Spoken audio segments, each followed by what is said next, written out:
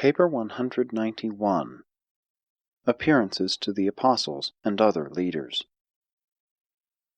Resurrection Sunday was a terrible day in the lives of the Apostles. 10 of them spent the larger part of the day in the upper chamber behind barred doors. They might have fled from Jerusalem, but they were afraid of being arrested by the agents of the Sanhedrin if they were found abroad. Thomas was brooding over his troubles alone at Bethpage. He would have fared better had he remained with his fellow apostles, and he would have aided them to direct their discussions along more helpful lines. All day long John upheld the idea that Jesus had risen from the dead. He recounted no less than 5 different times when the Master had affirmed he would rise again, and at least 3 times when he alluded to the 3rd day. John's attitude had considerable influence on them, especially on his brother James and on Nathanael. John would have influenced them more if he had not been the youngest member of the group. Their isolation had much to do with their troubles. John Mark kept them in touch with developments about the temple and informed them as to the many rumors gaining headway in the city, but it did not occur to him to gather up news from the different groups of believers to whom Jesus had already appeared. That was the kind of service which had heretofore been rendered by the messengers of David, but they were all absent on their last assignment as heralds of the resurrection to those groups of believers who dwelt remote from Jerusalem. For the first time in all these years, the apostles realized how much they had been dependent on David's messengers for their daily information regarding the affairs of the kingdom. All this day Peter characteristically vacillated emotionally between faith and doubt concerning the Master's resurrection. Peter could not get away from the sight of the grave cloths resting there in the tomb, as if the body of Jesus had just evaporated from within. But, reasoned Peter, if he has risen and can show himself to the women, why does he not show himself to us, his apostles? Peter would grow sorrowful when he thought that maybe Jesus did not come to them on account of his presence among the apostles, because he had denied him that night in Annas' courtyard. And then would he cheer himself with the word brought by the women, "Go tell my apostles," and Peter. But to derive encouragement from this message implied that he must believe that the women had really seen and heard the risen Master. Thus Peter alternated between faith and doubt throughout the whole day, until a little after 8 o'clock, when he ventured out into the courtyard. Peter thought to remove himself from among the apostles so that he might not prevent Jesus' coming to them because of his denial of the Master. James Zebedee at first advocated that they all go to the tomb. He was strongly in favor of doing something to get to the bottom of the mystery. It was Nathanael who prevented them from going out in public in response to James's urging, and he did this by reminding them of Jesus' warning against unduly jeopardizing their lives at this time. By noontime James had settled down with the others to watchful waiting. He said little. He was tremendously disappointed because Jesus did not appear to them, and he did not know of the Master's many appearances to other groups and individuals. Andrew did much listening this day. He was exceedingly perplexed by the situation, and had more than his share of doubts, but he at least enjoyed a certain sense of freedom from responsibility for the guidance of his fellow apostles. He was indeed grateful that the Master had released him from the burdens of leadership before they fell upon these distracting times. More than once during the long and weary hours of this tragic day, the only sustaining influence of the group was the frequent contribution of Nathanael's characteristic philosophic counsel. He was really the controlling influence among the 10 throughout the entire day. Never once did he express himself concerning either belief or disbelief in the Master's resurrection. But as the day wore on, he became increasingly inclined toward believing that Jesus had fulfilled his promise to rise again. Simon Zelotes was too much crushed to participate in the discussions. Most of the time he reclined on a couch in a corner of the room with his face to the wall. He did not speak 6 times throughout the whole day. His concept of the kingdom had crashed, and he could not discern that the Master's resurrection could materially change the situation. His disappointment was very personal, and altogether too keen to be recovered from on short notice, even in the face of such a stupendous fact as the resurrection. Strange to record, the usually inexpressive Philip did much talking throughout the afternoon of this day. During the forenoon he had little to say, but all afternoon he asked questions of the other apostles. Peter was often annoyed by Philip's questions, but the others took his inquiries good-naturedly. Philip was particularly desirous of knowing, provided Jesus had really risen from the grave, whether his body would bear the physical marks of the crucifixion. Matthew was highly confused. He listened to the discussions of his fellows, but spent most of the time turning over in his mind the problem of their future finances. Regardless of Jesus' supposed resurrection, Judas was gone. David had unceremoniously turned the funds over to him, and they were without an authoritative leader. Before Matthew got around to giving serious consideration to their arguments about the resurrection, he had already seen the Master face to face. The Alphaeus twins took little part in these serious discussions. They were fairly busy with their customary ministrations. One of them expressed the attitude of both when he said, in reply to a question asked by Philip, "We do not understand about the resurrection, but our mother says she talked with the Master, and we believe her." Thomas was in the midst of one of his typical spells of despairing depression. He slept a portion of the day and walked over the hills the rest of the time. He felt the urge to rejoin his fellow apostles, but the desire to be by himself was the stronger. The Master put off the first morontia appearance to the apostles for a number of reasons. First, he wanted them to have time, after they heard of his resurrection, to think well over what he had told them about his death and resurrection when he was still with them in the flesh. The Master wanted Peter to wrestle through with some of his peculiar difficulties before he manifested himself to them all. In the second place, he desired that Thomas should be with them at the time of his first appearance. John Mark located Thomas at the home of Simon in Bethpage early this Sunday morning, bringing word to that effect to the apostles about 11 o'clock. Any time during this day Thomas would have gone back to them if Nathanael or any two of the other apostles had gone for him. He really wanted to return, but having left as he did the evening before, he was too proud to go back of his own accord so soon. By the next day he was so depressed that it required almost a week for him to make up his mind to return.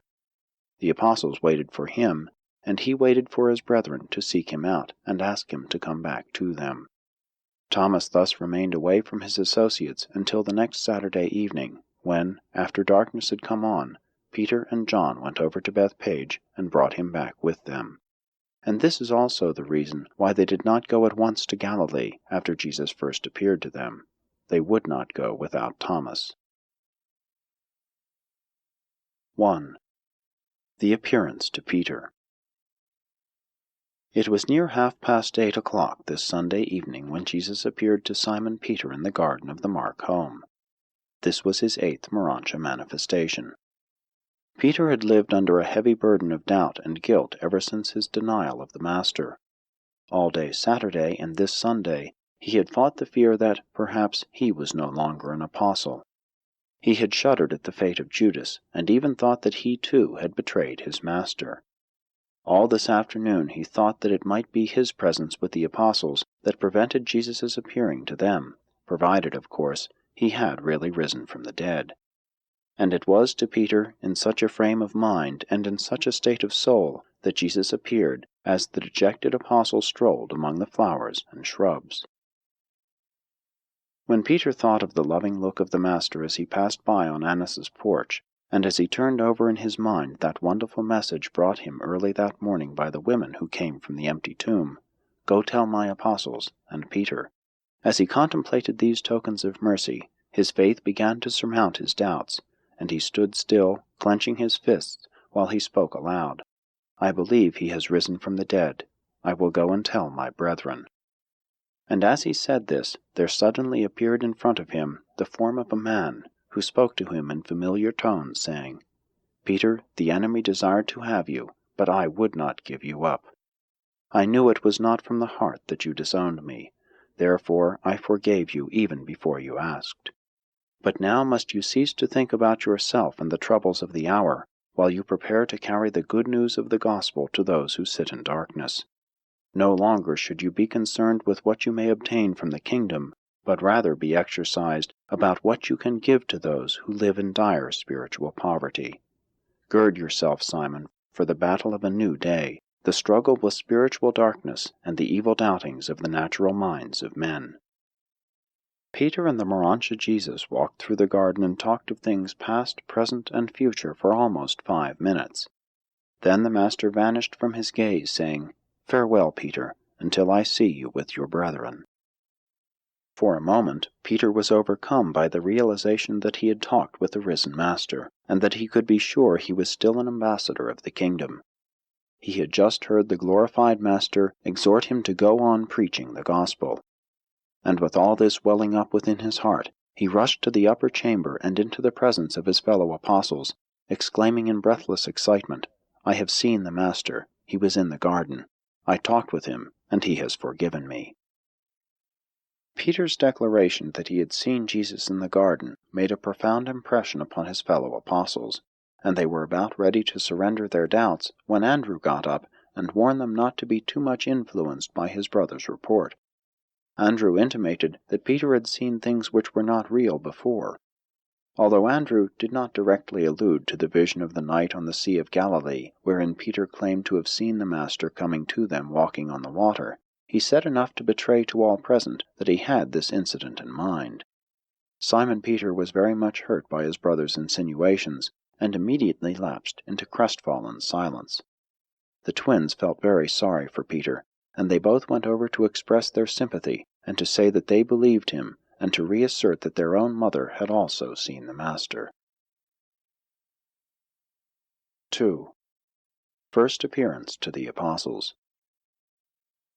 Shortly after 9 o'clock that evening, after the departure of Cleopas and Jacob, while the Alphaeus twins comforted Peter, and while Nathanael remonstrated with Andrew, and as the 10 apostles were there assembled in the upper chamber, with all the doors bolted for fear of arrest, the Master, in morontia form, suddenly appeared in the midst of them, saying, "Peace be upon you. Why are you so frightened when I appear, as though you had seen a spirit? Did I not tell you about these things when I was present with you in the flesh? Did I not say to you that the chief priests and the rulers would deliver me up to be killed, that one of your own number would betray me, and that on the 3rd day I would rise? Wherefore all your doubtings, and all this discussion about the reports of the women, Cleopas and Jacob, and even Peter? How long will you doubt my words and refuse to believe my promises? And now that you actually see me, will you believe? Even now one of you is absent. When you are gathered together once more, and after all of you know of a certainty that the Son of Man has risen from the grave, go hence into Galilee. Have faith in God. Have faith in one another. And so shall you enter into the new service of the kingdom of heaven. I will tarry in Jerusalem with you until you are ready to go into Galilee. My peace I leave with you." When the morontia Jesus had spoken to them, he vanished in an instant from their sight, and they all fell on their faces praising God and venerating their vanished Master.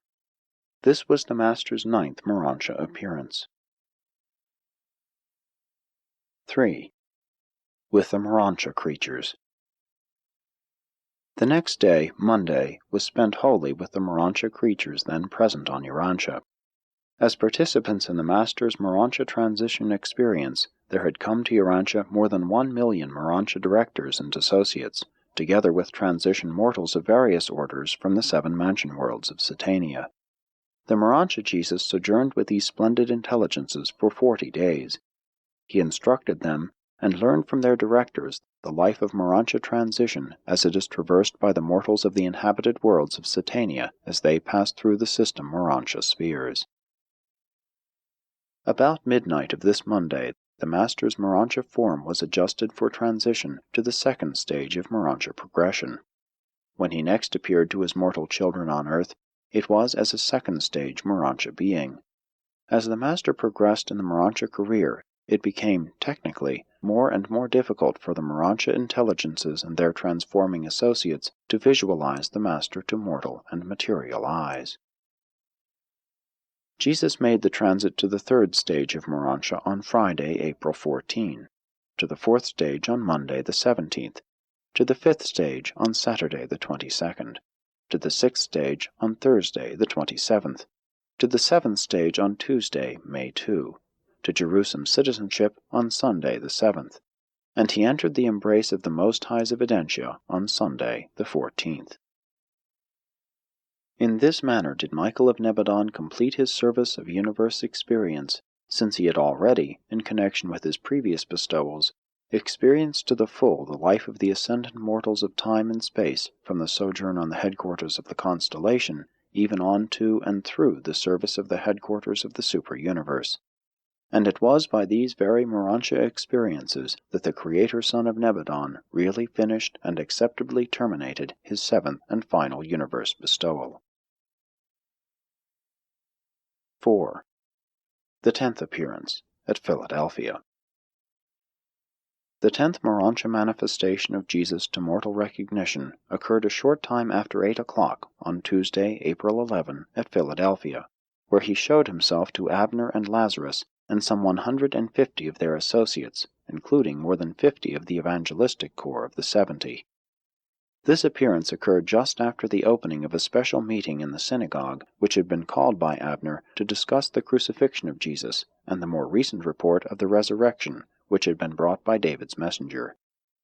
Inasmuch as the resurrected Lazarus was now a member of this group of believers, it was not difficult for them to believe the report that Jesus had risen from the dead. The meeting in the synagogue was just being opened by Abner and Lazarus, who were standing together in the pulpit, when the entire audience of believers saw the form of the Master appear suddenly.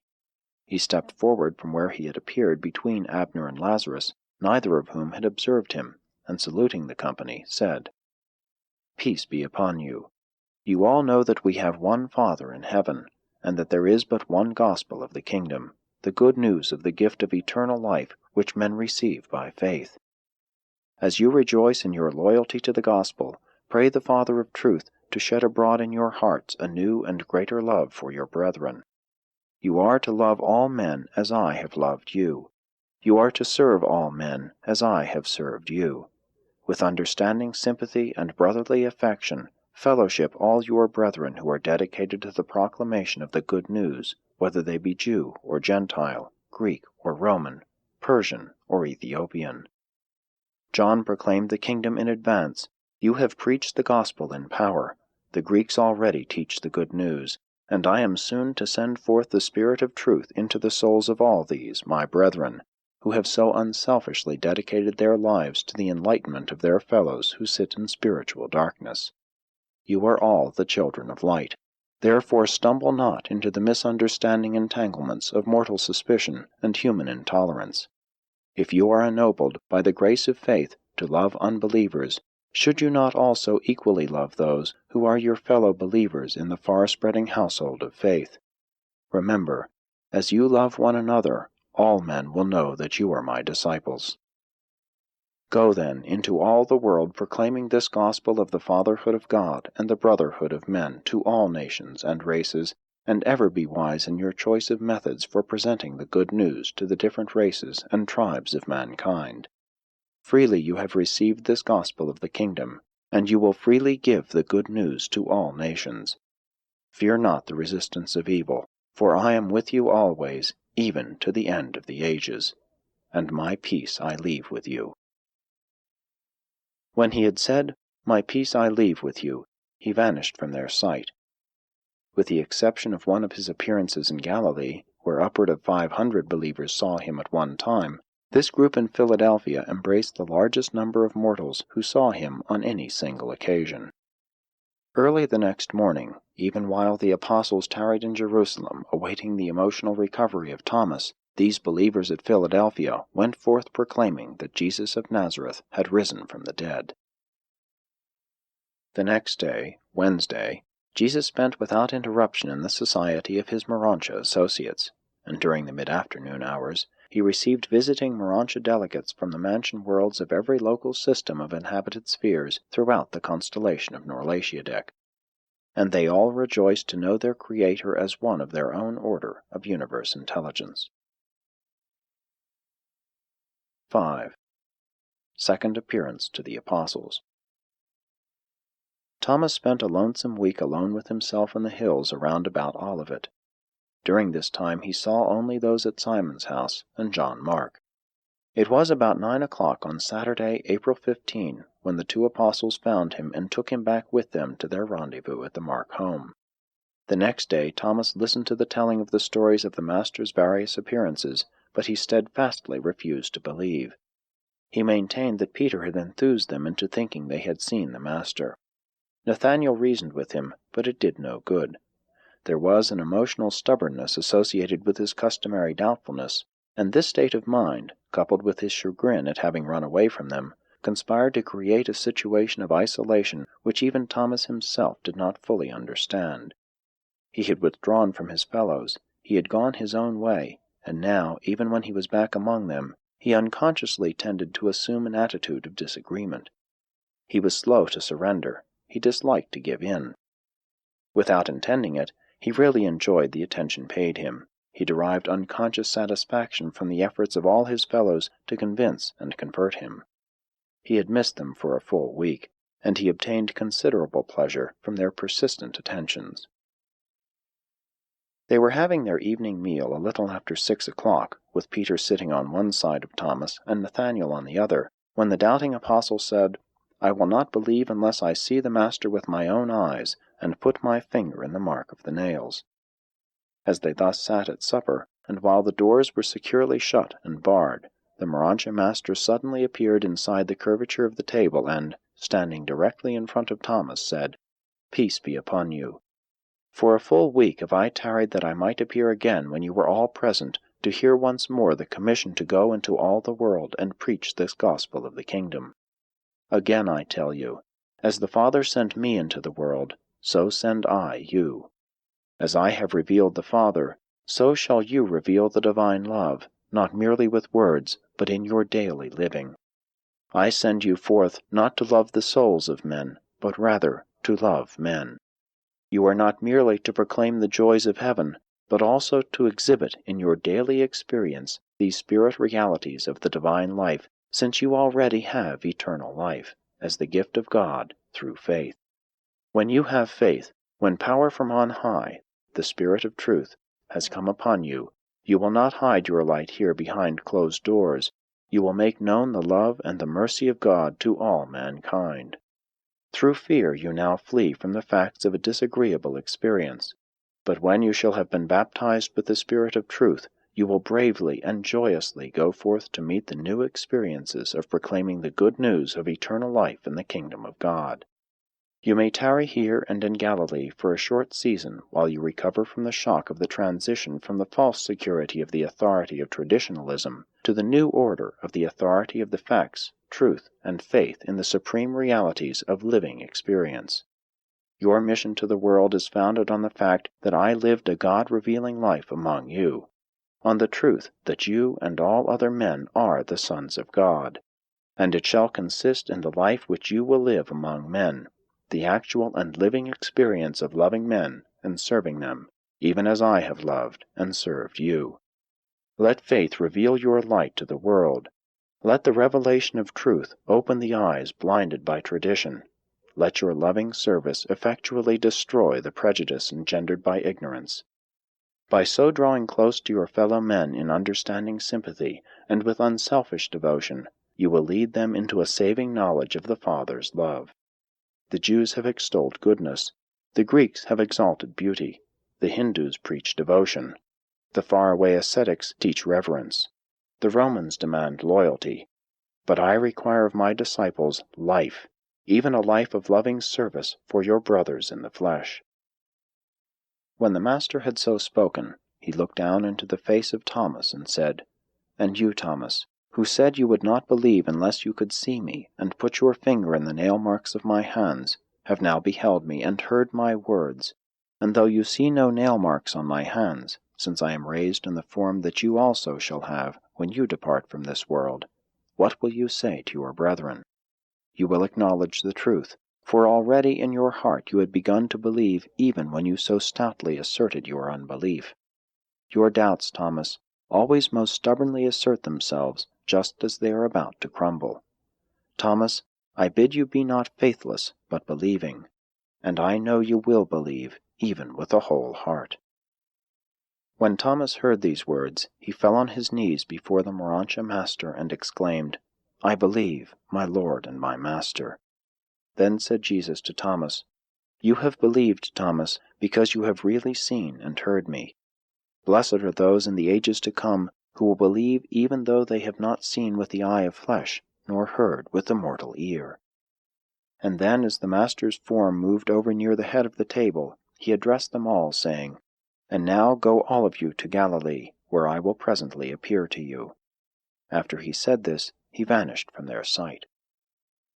The 11 apostles were now fully convinced that Jesus had risen from the dead, and very early the next morning, before the break of day, they started out for Galilee. 6. The Alexandrian Appearance. While the 11 apostles were on the way to Galilee, drawing near their journey's end, on Tuesday evening, April 18, at about 8:30, Jesus appeared to Rhodan and some 80 other believers in Alexandria. This was the Master's 12th appearance in morontia form. Jesus appeared before these Greeks and Jews at the conclusion of the report of David's messenger regarding the crucifixion. This messenger, being the 5th in the Jerusalem-Alexandria relay of runners, had arrived in Alexandria late that afternoon, and when he had delivered his message to Rhodan, it was decided to call the believers together to receive this tragic word from the messenger himself. At about 8 o'clock, the messenger, Nathan of Bucyrus, came before this group and told them in detail all that had been told him by the preceding runner. Nathan ended his touching recital with these words, "But David, who sends us this word, reports that the Master, in foretelling his death, declared that he would rise again." Even as Nathan spoke, the morontia master appeared there in full view of all, and when Nathan sat down, Jesus said, "Peace be upon you. That which my Father sent me into the world to establish belongs not to a race, a nation, nor to a special group of teachers or preachers.